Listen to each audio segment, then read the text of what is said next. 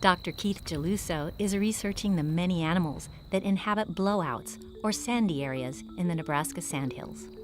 You might pick out certain areas like this to seek out to find your biodiversity of insects or small mammals or snakes or the lizard that we just found out here. Oh, there's a little velvet ant.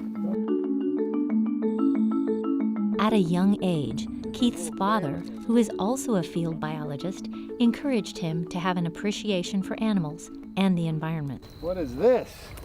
We have got a mole run. Their scientific name is Scalopus aquaticus, and so you think with aquaticus that they swim.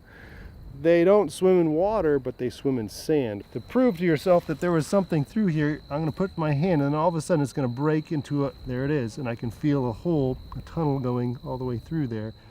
He is currently working on a research project to map biological diversity on the Schweitzer Ranch in the Nebraska sandhills. My hand is not leaking water, but this is a defense mechanism of a little critter that I found. This is a woodhouse toad. Oh my gosh, this thing is almost white. Blowouts provide habitat for a large number of species.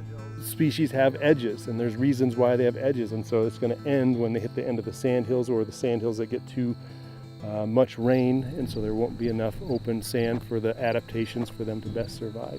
Look at that big tail. As a vertebrate ecologist, Keith spends a lot of time outside studying the distribution and number of species in an ecosystem. I wouldn't be necessarily going down the middle unless I was looking for insects or tiger beetles, but I'm going to be on the edge where there's some cover.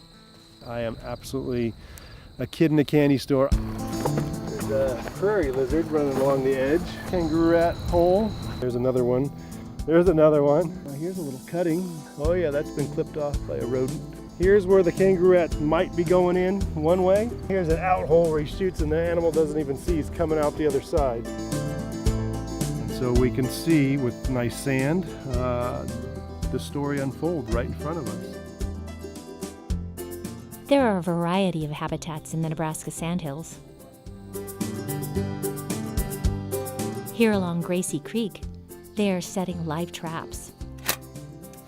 They walk in there, they step on the back, and the door closes. There's some species you can just reach in there and grab them and they're not going to bite you. Other ones I wouldn't do that forever because they'll chew your little finger off.